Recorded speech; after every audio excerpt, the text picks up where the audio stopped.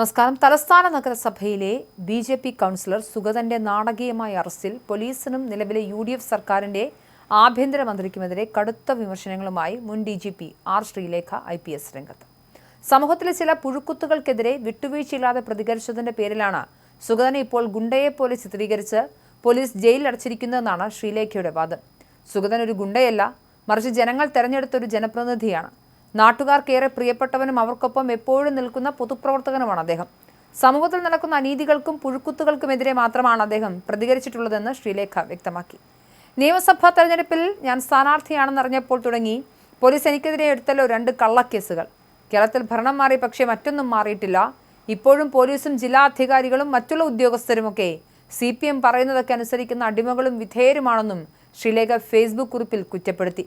June 9 രാത്രി 9 മണിക്ക് CPM നേതാക്കൾ തിരക്കഥ എഴുതി സംവിധാനം ചെയ്തൊരു നാടകമാണ് സുഗതന്റെ വീട്ടിന് മുന്നിൽ അരങ്ങേറിയത്. കാപ്പാപ്രതി ഒരു ലോക മാഫിയ തലവനെയോ തീവ്രവാദിയെ പിടിക്കുന്നത് പോലെയൊന്നും പോലീസ് ഇതുവരെ ചെയ്തിട്ടില്ലെന്നും ശ്രീലേഖ കുറ്റപ്പെടുത്തി. അതേസമയം തന്റെ ഔദ്യോഗിക കരിയറിൽ നിരവധി വലിയ കേസുകൾ കൈകാര്യം ചെയ്തിട്ടുള്ള ആർ ശ്രീലേഖയുടെ ഈ പുതിയ പ്രതികരണം രാഷ്ട്രീയ പോലീസ് വൃത്തങ്ങളിൽ വലിയ ചർച്ചയായിട്ടുണ്ട്. ശ്രീലേഖയുടെ ഫേസ്ബുക്ക് കുറിപ്പിന്റെ പൂർണ്ണരൂപം ഇങ്ങനെയാണ്: വാഴോട്ടുകോണം കൗൺസിലർ ആർ സുഗതൻ എങ്ങനെ ഗുണ്ടയായി? കഴിഞ്ഞ 10 വർഷത്തെ CPM ദുർഭരണത്തിൽ കേരളത്തിൽ ആകെ സ്റ്റേറ്റ് സ്പോൺസർഡ് ഗുണ്ടാ വിളയാട്ടമായിരുന്നല്ലോ.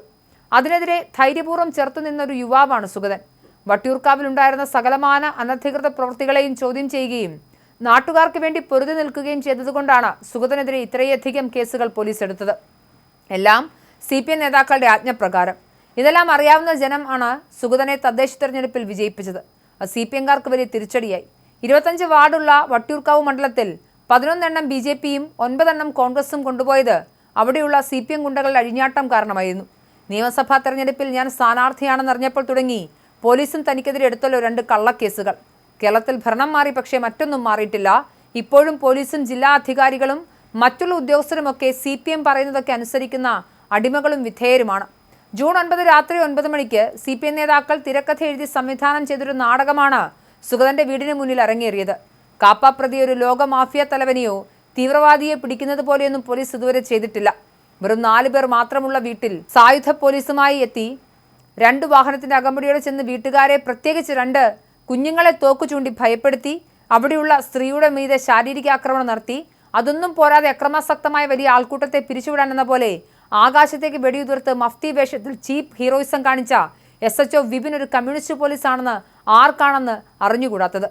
അയാളെ തെരഞ്ഞെടുപ്പിന് മുൻപ് CPM സർക്കാർ പ്രത്യേകമായി ചെങ്ങന്നൂരിൽ നിന്നും കൊണ്ടുവന്ന വട്ടിയൂർക്കാവ് പോലീസ് സ്റ്റേഷനിൽ നിയമിച്ചത് അവിടെ 3ാം വട്ടവും അഡ്വക്കേറ്റ് VK പ്രശാന്തിനെ ജയിപ്പിക്കുക എന്ന ഒരേ ഒരു ഉദ്ദേശത്തിനാണ്.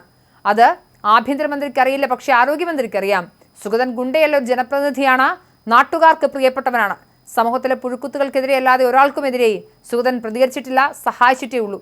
ഇതൊന്നും ഇപ്പോഴും CPM വിധേയത്വം വിട്ടുമാറാത്ത ഒരു പോലീസുകാരനും സർക്കാരിനെ അറിയിക്കാൻ പോകുന്നില്ല.